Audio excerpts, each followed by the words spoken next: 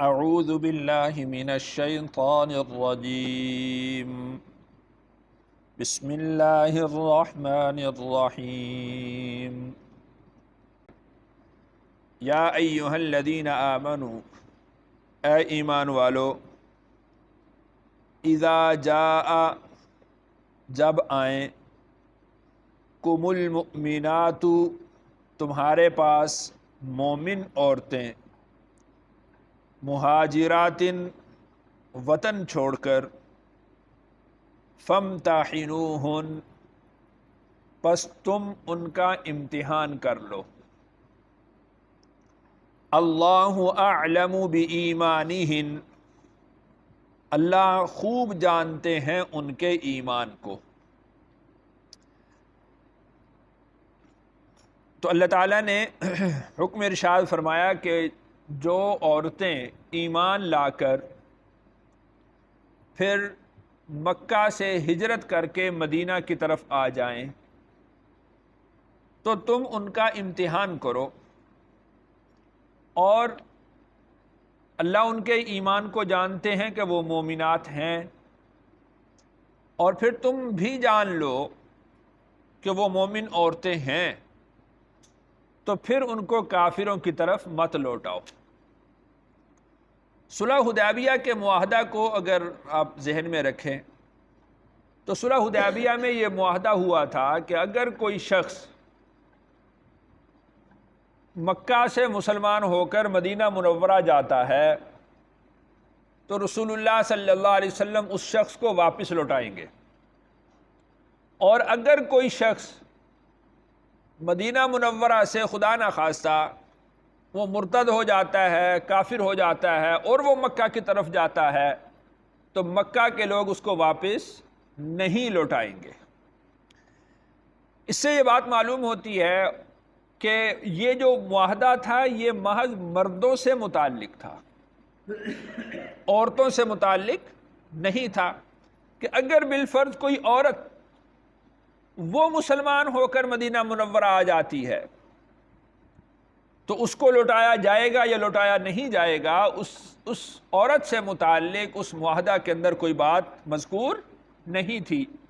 اب کچھ عورتیں ایسی بھی ہوئیں کہ جو مومن ہوئیں، وہ ایمان لے آئیں، اور چونکہ رسول اللہ صلی اللہ علیہ وسلم ہجرت فرما کر مدینہ منورہ تشریف لے گئے تھے، جب آپ نے ہجرت فرمائی تو اس کے بعد ہجرت کو فرض کیا گیا کہ جو شخص بھی استطاعت رکھتا ہو تو وہ مکہ سے ہجرت کر کے مدینہ منورہ آئے گا۔ تو کچھ خواتین نے ہجرت کی، وہ ایمان لائیں، پھر وہ انہوں نے ہجرت کی اور ہجرت کر کے وہ مدینہ منورہ آ گئیں۔ تو جب وہ مدینہ منورہ آئیں تو اب ان کے ساتھ کیا معاملات ہوں گے، اللہ تعالیٰ نے اس آیت میں اور اس سے اگلی آیت میں ان کو بیان فرمایا ہے۔ تو سب سے پہلے تو یہ ہے کہ جب وہ مومن عورتیں وطن چھوڑ کر تمہارے پاس آ جائیں تو تم ان کا امتحان کرو۔ تو رسول اللہ صلی اللہ علیہ وسلم نے ان کا امتحان کرنے کے لیے حضرت عمر رضی اللہ عنہ کو مقرر فرمایا تھا۔ امتحان کس بات کا ہے؟ امتحان اس بات کا تھا کہ آیا یہ پختہ ایمان والی ہیں اور ان کی غرض وہ ایمان لانا ہی ہے، کوئی دنیاوی غرض تو نہیں ہے، اور ان کے ایمان کی جانچ پرکھ کہ معلوم کرنا کہ اب حالات جب جنگ کے چل رہے ہوں، دونوں طرف لڑائی کے چل رہے ہوں، تو یوں بھی ہو سکتا ہے کہ کسی خاتون کو وہ بطور جاسوس کے استعمال کریں اور اس کو بھیج دیں۔ تو ان ساری چیزوں کا تم امتحان کر لو، جب تم جان لو اللہ اعلم بایمانہم، تم اپنے خطرات ان سے دور کر لو تو اللہ جانتے ہیں کہ یہ ایمان والیاں ہیں۔ تو یہ دیکھیں کہ اللہ تعالیٰ باوجود اس کے کہ جانتے ہیں کہ وہ ایمان والیاں ہیں، وہ ایمان لے آئی ہیں، ان کے دلوں کے اندر پختہ ایمان ہے، اللہ تعالیٰ نے بطور حفاظت کے اہل ایمان کو بھی حکم ارشاد فرمایا کہ تم اپنی تسلی کرو۔ اس کو توکل کہتے ہیں۔ اس کو کیا کہتے ہیں؟ توکل، کہ اپنی پوری کوشش لگا دیں اور اس کے بعد پھر کس پر چھوڑ دیں؟ اللہ پر۔ تو اس کو توکل کہتے ہیں۔ اللہ اعلم بایمانہن، اللہ ان کے ایمان کو خوب جانتے ہیں کہ وہ ایمان والیاں ہیں۔ فَإِنْ عَلِمْتُمُوهُنَّ، اور پھر اگر تم جان لو ان کو، مؤمنات کہ وہ ایمان والیاں ہیں، فلا ترجعوہن الی الکفار، پھر ان کو کفار کی طرف نہ لوٹاؤ. لا ہن حل لہم، نہیں ہیں وہ عورتیں حلال ان کافروں کے لیے. ولا ہم یحلون لہن، اور نہ ہی وہ مرد حلال ہیں ان عورتوں کے لیے. یہ حکم بیان کر دیا ہے کہ میاں بیوی میں سے اگر کوئی ایک وہ مسلمان ہو جاتا ہے اور وہ دارالکفر کو چھوڑ کر دارالاسلام میں آ جاتا ہے تو ان کا نکاح منقطع ہو جاتا ہے، ان کا نکاح ختم ہو جاتا ہے. اب وہ جو ایمان والی خاتون وہ مکہ سے ہجرت کر کے مدینہ منورہ میں آ گئی ہے، اس کا شوہر مکہ میں رہ گیا. اب جب وہ مدینہ منورہ میں آ گئی تو اب اس کے ساتھ اس کا نکاح ختم ہو گیا، ان کا تعلق ختم ہو گیا. اب یہ ایمان والی خاتون اس کافر کے لیے حلال نہیں ہے. اور اسی طریقہ سے اگر کوئی شخص مسلمان ہوتا ہے، مرد مسلمان ہوتا ہے، اور وہ دارالکفر سے نکل کر دارالاسلام میں آ جاتا ہے، تو اب یہ وہ خاتون اس مرد کے لیے حلال نہیں ہے. یعنی یوں سمجھ لیں کہ جب دارالکفر سے نکل کر دارالاسلام میں آ جائے تو اس کا نکاح کیا ہو جاتا ہے؟ منقطع ہو جاتا ہے، باطل ہو جاتا ہے، ختم ہو جاتا ہے. تو اس کو اللہ نے ارشاد فرمایا لا ہن حل لہم ولا ہم یحلون لہن، یعنی وہ کافر اب ان عورتوں کے لیے حلال نہیں ہیں، اور اب یہ مسلمان عورتیں ان کافروں کے لیے حلال نہیں ہیں. اب دیکھیں کہ اس سے پہلے جب ان کا نکاح ہوا تھا تو حق مہر وہ کسی بھی شریعت میں ہو تو وہ متعین کیا جاتا ہے، تو عرب کے لوگ بھی حق مہر متعین کرتے تھے. تو اب جب یہ مسلمان عورت وہ ہجرت کر کے مدینہ منورہ میں آ گئی، اب یہاں پر بھی چونکہ اس نے رہنا ہے تو اسلام کا طرز تو نکاح کا ہے کہ وہ کسی مرد کے ساتھ نکاح کرے گی. اب جس مرد کے ساتھ اس نے نکاح کرنا ہے اس کے لیے کیا حکم ہے؟ وَآتُوهُمْ مَا أَنفَقُوا، جس کافر کے ساتھ اس کا پہلے سابقہ نکاح تھا اس نے جو مہر دیا تھا، اب یہ شخص جو بھی ہو جو اس خاتون سے نکاح کرنا چاہتا ہے، یہ پہلے اس کافر کا جو حق مہر ہے وہ اس کو لوٹائے گا، جو اس نے حق مہر اس کو دیا تھا. اب جو مسلمان اس مسلمان عورت سے، جو مہاجرہ عورت سے نکاح کرنا چاہتا ہے، تو وہ اس کے سابقہ شوہر کو جو کافر ہے وہ اس کا مہر لوٹائے گا. اب یعنی پہلے اس کو اس کا مہر لوٹائے گا، پھر یہ اس کو نکاح کرنے کے لیے نیا مہر دے گا، اور پھر نیا مہر دے کر پھر اس سے نکاح کر سکتا ہے. ولا جناح علیکم، اور کوئی حرج نہیں ہے تم پر، ان تنکحوہن، کہ تم ان عورتوں سے نکاح کرو، اذا آتیتموہن اجورہن، جب تم ان کے مہر دے دو. یعنی یہ پہلے تو ان کا جو سابق شوہر تھا اس کو لوٹایا جائے گا، پھر اب تم اگر ان سے نکاح کرنا چاہتے ہو تو نیا مہر دے کر ان سے نکاح کر سکتے ہو.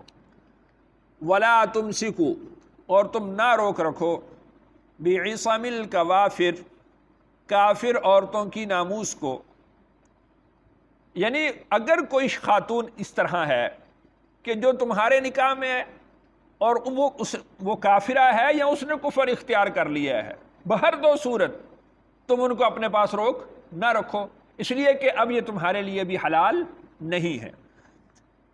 وَاسْأَلُوا مَا أَنفَقْتُمْ، جب تم ان کو وہاں پر بھیج رہے ہو، بھئی ٹھیک ہے تم کافر ہو، تم نے کفر کو اختیار کیا ہے، تو تم اپنے علاقے دارالکفر میں چلی جاؤ. جب دارالکفر میں جائیں گی تو وہاں پر کسی نہ کسی خاوند سے، کسی شوہر سے، کسی مرد سے نکاح کریں گی، تو جس سے بھی وہ نکاح کریں گی تو وَاسْأَلُوا مَا أَنفَقْتُمْ، جس طرح تم نے ان کے سابقہ شوہروں کا خاوند مہر لوٹایا تھا، اسی طرح اب یہ عورت جس مرد سے نکاح کرنا چاہتی ہے، وَاسْأَلُوا مَا أَنفَقْتُمْ، تم اس سے اپنے مہر کا مطالبہ کر سکتے ہو کہ میں نے اس خاتون کو اتنا مہر دیا تھا، تم میرا مہر واپس لوٹا دو. وَلْيَسْأَلُوا مَا أَنفَقُوا، اور وہ بھی سوال کر سکتے ہیں جو انہوں نے خرچ کیا ہے.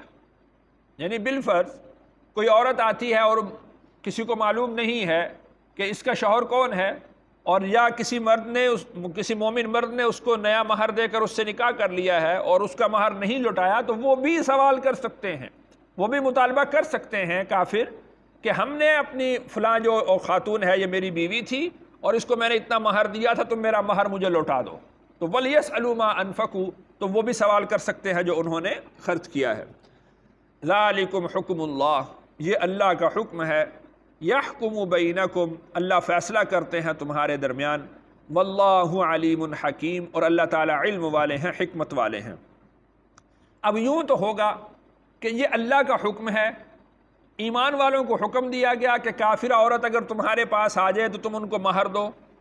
تو یہ تو ہو نہیں سکتا کہ ایمان والا مہر نہ دے، ایمان والے تو مہر لوٹائیں گے. یوں ہو سکتا ہے کہ کافر وہ ان کے مہر ادا نہ کریں. اب جب کافر ان کا مہر ادا نہ کریں گے تو پھر کیا حکم ہے؟ تو اللہ تعالیٰ نے ارشاد فرمایا وَإِن فَاتَكُمْ، اور اگر تمہارے ہاتھ سے نکل جائے شَيْءٌ مِّنْ أَزْوَاجِكُمْ، کچھ تمہاری بیویوں میں سے إِلَى الْكُفَّارِ، کفار کی طرف، تمہاری بیویوں میں سے کچھ وہ کفار کی طرف چلی گئیں جہاں وہ دارالکفر میں ہی رہ گئیں اور وہ ایمان قبول نہیں کرنا چاہتی، اور تم ان سے مہر کا مطالبہ کر رہے ہو اور وہ تمہیں مہر نہیں لوٹا رہے. فَعَاقَبْتُمْ، پھر تمہاری باری آتی ہے. فَآتُوا الَّذِينَ، پس تم دے دو ان لوگوں کو ذَهَبَتْ أَزْوَاجُهُمْ، کہ چلی گئیں ان کی بیویاں، مِثْلَ مَا أَنفَقُوا، مثل اس کے جو انہوں نے خرچ کیا. آیت میں تھوڑی سی تفصیل ہے کہ جب ایمان والے کی بیوی چلی گئی کافر کے پاس، اس نے کافر سے مطالبہ کیا کہ میں نے اس کو اتنا مہر دیا تھا، میرا مہر واپس لوٹا دو. کافر مہر واپس نہیں کرتا. اب اس ایمان والے کا تو وہ نقصان ہوا، مثال کے طور پر اس نے 5,000 دیا تھا، 10,000 دیا تھا، تو اس کا وہ نقصان ہوا. اب اس کا ازالہ کس طرح کیا جائے گا؟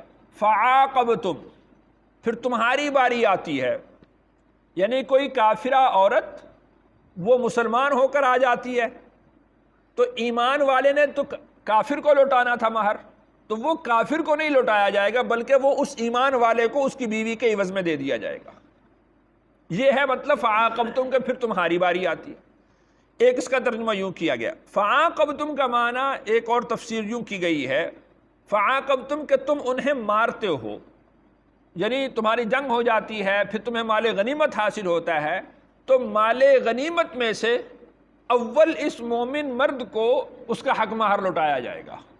یعنی جو اس کا نقصان ہوا، اس کی بیوی چلی گئی اور کافر نے اس کو مہر نہیں دیا، تو اب اس کو جو مہر نہ دینے کی وجہ سے جو نقصان ہوا ہے، تو پہلے مال غنیمت میں سے وہ اس مومن مرد کو اس کا جو مہر تھا وہ ادا کیا جائے گا.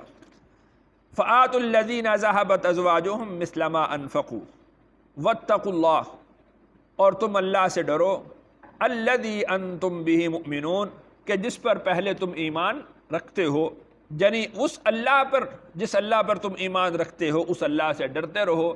یعنی اس یوں سمجھ لیجئے کہ جب اللہ نے تمہیں حکم دے دیا کہ تم مہر لوٹاؤ تو تم بہر صورت مہر لوٹاؤ گے، اور جب تم مہر کا مطالبہ کرو تو اپنی جو تمہاری جو تم نے مہر دیا تھا اس مہر سے زیادہ کا مطالبہ نہ کرو.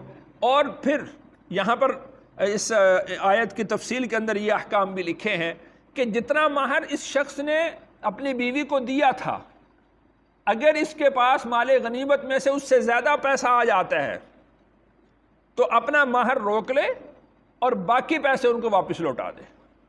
اپنا مہر روک لے گا اور باقی پیسے بھی اس کو یعنی کفار کی طرف لوٹا دے گا. یہاں تک تفصیل قرآن پاک نے اس کی بیان کی ہے. تو واتقوا اللہ الذی، اب یہ اضافی پیسے ہیں یہ اس کو مار نہیں جائے گا کہ اس نے تو میرے پیسے نہیں دیے تھے تو لہذا جو اضافی پیسے ہیں وہ بھی میں اپنے پاس رکھ لوں، ایسا نہیں، بلکہ جو اضافی پیسے ہوں گے تو وہ ان کو واپس لوٹائے جائیں گے. اس کے لیے اللہ نے ارشاد فرمایا واتقوا اللہ الذی، اور تم ڈرتے رہو اس اللہ سے، انتم بہ مؤمنون، کہ جس اللہ پر تم ایمان رکھتے ہو. اللہ تعالیٰ سے دعا ہے اللہ تعالیٰ مجھے اور آپ کو قرآن کا فہم نصیب فرمائے.